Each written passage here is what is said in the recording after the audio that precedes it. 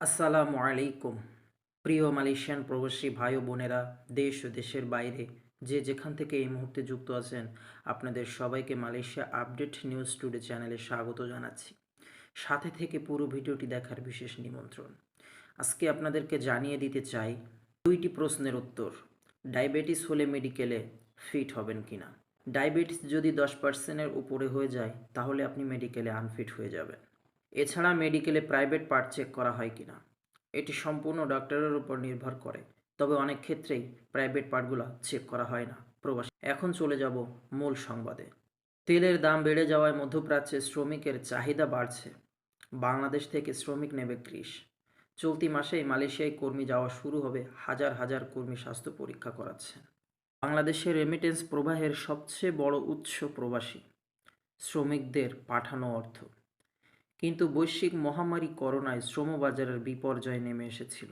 তবে দীর্ঘ স্থিবরতা কাটিয়ে বিভিন্ন দেশের শ্রমবাজারে শ্রমিকদের চাহিদা বেড়ে গেছে। এতে স্বস্তি ফিরতে শুরু করেছে আন্তর্জাতিক শ্রমবাজারে কর্মরত শ্রমিকদের। নতুন করে মালয়েশিয়া, ইতালি ও গ্রিসে শ্রমিক নেওয়ার প্রক্রিয়া শুরু করায় জনশক্তি রপ্তানির পালেও হাওয়া লেগেছে। 2 বছরের মহামারীর ধাক্কা সামলে সৌদি আরবসহ মধ্যপ্রাচ্যের দেশগুলো ঘুরে দাঁড়াচ্ছে। জ্বালানি তেলের দাম বেড়ে যাওয়ায় চাঙ্গা হচ্ছে মধ্যপ্রাচ্যের দেশগুলির অর্থনীতি। এতে করে তাদের অভিবাসী কর্মীর চাহিদা বেড়ে গেছে, তাই বাড়ছে বাংলাদেশের জনশক্তি রপ্তানি। মধ্যপ্রাচ্যের সৌদি আরবে সর্বোচ্চ জনশক্তি রপ্তানি হচ্ছে।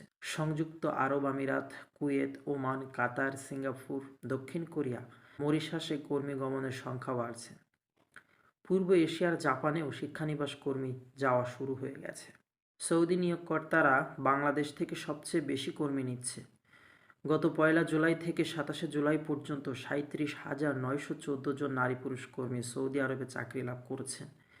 একই সময়ে ওমানে 13,331 জন, সংযুক্ত আরব আমিরাতে 4,603 জন, সিঙ্গাপুরে 5,114 জন, মরিশাসে 414 জন, পোল্যান্ডে 103 জন এবং দক্ষিণ কোরিয়ায় 426 জন কর্মী চাকরি লাভ করেছেন।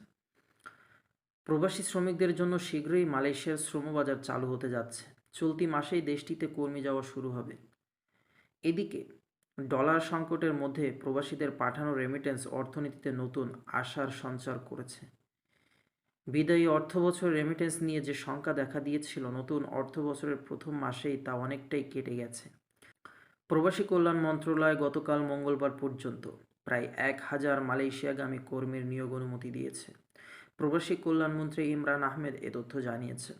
প্রবাসী মন্ত্রী বলেন, উভয় দেশের চুক্তি অনুযায়ী বিএমইটি ডাটা ব্যাংক থেকে মালয়েশিয়া গমনেচ্ছুক কর্মী নিয়োগের কথা, কিন্তু এজেন্সিগুলো এ ব্যাপারে এগিয়ে আসছে না। মালয়েশিয়ায় কর্মী নিয়োগের ক্ষেত্রে ডাটা ব্যাংক থেকে কর্মী নেওয়ার জন্য বিএমইটির ডিজি শহীদুল আলমের মাধ্যমে এজেন্সিগুলোকে চিঠি দেওয়া হচ্ছে। কুয়ালালামপুরস্থ বাংলাদেশ হাইকমিশনের কাউন্সিলর লেবার মোহাম্মদ জহিরুল ইসলাম জানান, মালয়েশিয়ার বিভিন্ন খাতে প্রচুর বাংলাদেশি কর্মীর চাহিদা রয়েছে। গতকাল পর্যন্ত দেশটির প্রায় 400 কোম্পানি বাংলাদেশ থেকে কর্মী নিয়োগের জন্য আবেদন জানিয়েছে। আমরা দ্রুত যাচাই বাছাই করে কর্মী নিয়োগের সত্যায়ন দিচ্ছি। তবে দালাল চক্রের মাধ্যমে মালয়েশিয়া গমনেচ্ছু হাজার হাজার কর্মী রাজধানীর সংশ্লিষ্ট মেডিকেল সেন্টারগুলোতে চড়া দামে স্বাস্থ্য পরীক্ষা করাচ্ছে। এসব কর্মী আদৌ দেশটিতে যেতে পারবে কিনা তা নিয়ে সংশয় দেখা দিয়েছে। বিএমইটির সূত্র জানায়, জনশক্তি রপ্তানির ক্ষেত্রে গত বছরের রেকর্ড ভেঙেছে চলতি বছরের 7 মাসেই। এর মধ্যে গত বছরের তুলনায় বিভিন্ন দেশে দ্বিগুণের চেয়ে বেশি জনশক্তি রপ্তানি হয়েছে। গত 1 জুলাই থেকে 26 জুলাই পর্যন্ত বিভিন্ন দেশে 71,823 জন নারী পুরুষ কর্মী চাকরি লাভ করেছে। গত জানুয়ারি থেকে 26 জুলাই পর্যন্ত বিভিন্ন দেশে 6,87,426 জন কর্মী চাকরি লাভ করেছে। 2021 সালে বিভিন্ন দেশে চাকরি লাভ করেছিল 6,17,209 জন কর্মী। জনশক্তি রপ্তানি বাড়তে থাকায় প্রবাসীদের পাঠানো রেমিটেন্সের গতিও ফিরছে। গত জানুয়ারি মাসে $170 কোটি রেমিটেন্স পাঠিয়েছেন প্রবাসীরা, যা ডিসেম্বরের তুলনায় $8 কোটি বেশি। ডলার সংকটের মধ্যে প্রবাসীদের পাঠানো রেমিটেন্স অর্থনীতিতে নতুন আশার সঞ্চার করেছে। বিদায়ী অর্থবছর রেমিটেন্স নিয়ে যে শঙ্কা দেখা দিয়েছিল নতুন অর্থবছরের প্রথম মাসেই তা অনেকটাই কেটে গেছে। সদ্য বিদায়ী জুলাই মাসে প্রবাসীরা দেশে প্রায় $2.1 বিলিয়ন বা 209,69,10,000 ডলার বাংলাদেশি মুদ্রায় 19,856 কোটি টাকা রেমিটেন্স পাঠিয়েছেন। এটি একক মাস হিসেবে গত 14 মাসের মধ্যে সর্বোচ্চ এবং গত অর্থবছরের জুলাইয়ের তুলনায় 12.56% বেশি। জনশক্তি রপ্তানি বৃদ্ধির ধারা অব্যাহত থাকলে আগামী দিনগুলোতে দেশে রেমিটেন্সের পরিমাণও বাড়বে বলে জানান বায়রা নেতৃবৃন্দ। উল্লেখ্য যে 2021 সালের জুলাই মাসে প্রবাসীরা 187 কোটি ডলার রেমিটেন্স দেশে পাঠিয়েছেন।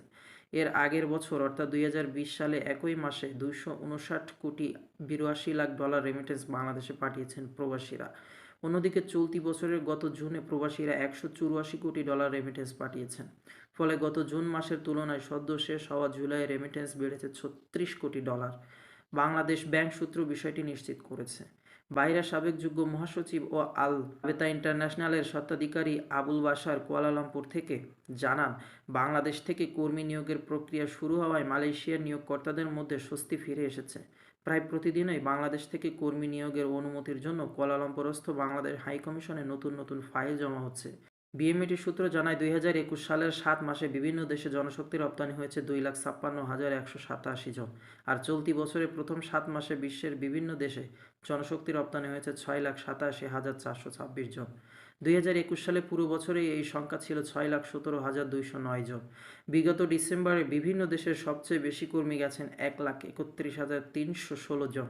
2021 সালে মোট জনশক্তি রপ্তানির মধ্যে 4,57,227 জন গেছেন সৌদি আরবে, অর্থাৎ 74%ই গেছেন সৌদি আরবে। 2021 সালে 80,143 নারী কর্মী কাজ নিয়ে বিদেশে গেছেন। নারী কর্মীদের মধ্যেও সবচেয়ে বেশি সৌদি আরবে গেছেন 46,361 জন। এরপর জর্ডানে 11,697 জন, আর ওমানে গেছেন 7,645 জন নারী কর্মী। চট্টগ্রাম থেকে জনশক্তি রপ্তানি হয়েছে দ্বিগুণ, তবে মধ্যপ্রাচ্যের দেশগুলোর বাইরে নতুন বাজার সৃষ্টির তাগিদ রয়েছে জনশক্তি রপ্তানিকারীদের। 2021 সালে চট্টগ্রাম থেকে 24,617 জন বিদেশে চাকরি লাভ করে। চলতি বছরের প্রথম 7 মাসেই চট্টগ্রাম থেকে বিদেশে চাকরি লাভের সংখ্যা দাঁড়িয়েছে 40,000। বাইরার এক সাবেক কর্মকর্তা বলেন, বিভিন্ন দেশে বাংলাদেশি কর্মীদের যাওয়ার চাহিদা অনেক বৃদ্ধি পেয়েছে। দক্ষ জনশক্তি তৈরি করা গেলে মধ্যপ্রাচ্য সহ ইউরোপের বিভিন্ন দেশে আরও বেশি জনশক্তি রপ্তানি সম্ভব। দক্ষ জনশক্তি তৈরির জন্য সরকার অসম্প্রতি সারা দেশে 24টি টিটিসি উদ্বোধন করেছে। প্রধানমন্ত্রী শেখ হাসিনা গণভবন থেকে ভার্চুয়ালি এসব নতুন টিটিসির উদ্বোধন করেন। নিউ এজ ইন্টারন্যাশনালের শতাব্দকারী শওকত হোসেন সিকদার মালয়েশিয়ার কর্মী প্রেরণের অহেতুক বিলম্ব হওয়ায় গভীর উদ্বেগ প্রকাশ করে জানান, প্রবাসী কল্যাণ মন্ত্রণালয়ের 150 জন কর্মী নিয়োগের অনুমতি দিলেও কর্মী বাছাইয়ের অনুমতি না দিয়ে 450 ডাটা ব্যাংকের কর্মীর তালিকা ধরিয়ে দিয়েছে। এতে মালয়েশিয়ার নিয়োগকর্তাদের মধ্যে দ্বিমত দেখা দিয়েছে। মালয়েশিয়ার শ্রমবাজার ধরে রাখতে হলে সৌদি সহ মধ্যপ্রাচ্যের দেশগুলোতে যে প্রক্রিয়ায় কর্মী যাচ্ছে একই প্রক্রিয়া দেশটিতে কর্মী প্রেরণের সুযোগ দিতে হবে। চলতি মাসেই মালয়েশিয়ার কর্মী প্রেরণের ফ্লাইট দিতে হবে, অন্যথায় দেশটির নিয়োগকর্তারা বিলম্বের কারণে বাংলাদেশের উপর থেকে মুখ ফিরিয়ে নিতে পারে।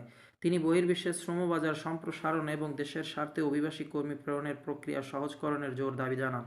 ইয়াম্বু ট্রেড ইন্টারন্যাশনাল স্বত্বাধিকারী গোলাম মুস্তফা জানান, জাপানের বিভিন্ন সেক্টরে প্রচুর বাংলাদেশি কর্মীর চাহিদা রয়েছে। বাংলাদেশি কর্মীদের শুধু জাপানি ভাষা শিক্ষা দিতে পারলেই বিনা অভিবাসন ব্যয়ে দেশটিতে সর্বোচ্চ বেতনে চাকরি লাভের সুযোগ তৈরি হচ্ছে।